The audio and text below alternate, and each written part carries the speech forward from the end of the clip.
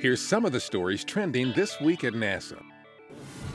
In his testimony before Congress during the first week of March, NASA Administrator Charlie Bolden outlined the return on investment legislators can expect from the $18.5 billion proposed for the agency under President Obama's FY 2016 budget. The funding allows NASA to continue on the journey to Mars with development of vehicles and technologies needed for unprecedented human missions, first to an asteroid and then on to the Red Planet. The budget request and current contract schedules support certification by the end of 2017 of commercial vehicles being developed to launch American astronauts from U.S. soil on round-trip missions to the International Space Station. It also further enables the agency's quest to improve life on Earth, with technologies for greener, quieter aviation and investigations to enhance the health of our planet's climate. The mission timeline for NASA's Dawn spacecraft has it becoming the first in history to reach a dwarf planet by entering into orbit around Ceres on March 6th. Located in the main asteroid belt between Mars and Jupiter, Ceres is the largest unexplored world of the inner solar system.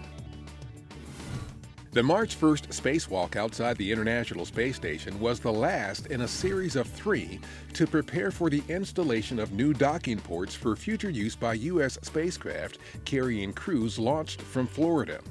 During the spacewalk, NASA astronauts Terry Virts and Barry Wilmore completed the installation of 400 feet of cable and several antennas associated with the Common Communications for Visiting Vehicles system known as C2V2. NASA astronaut Scott Kelly and Expedition 43 crewmates Gennady Padalka and Mikhail Kornienko of the Russian Federal Space Agency are in Star City, Russia for training and other activities prior to their launch to the ISS later this month. The trio is scheduled to launch on March 27th Eastern Time aboard a Soyuz spacecraft to the station, where Kelly and Kornienko will become the first crew to spend a year aboard the ISS, conducting research on the effects of long-duration space travel on the human body. During one of several post-flight appearances in the Washington, D.C. area, NASA astronaut Steve Swanson, who served aboard the space station as a flight engineer for Expedition 39 and commander during Expedition 40 in 2014, accompanied U.S. Department of Agriculture Deputy Secretary Krysta Harden on a visit to Gwynn Park High School in Brandywine, Maryland. They spoke to students about science, technology, engineering, and mathematics, and the connection with the future of agriculture, including Swanson's research in vegetable plant growth aboard the ISS.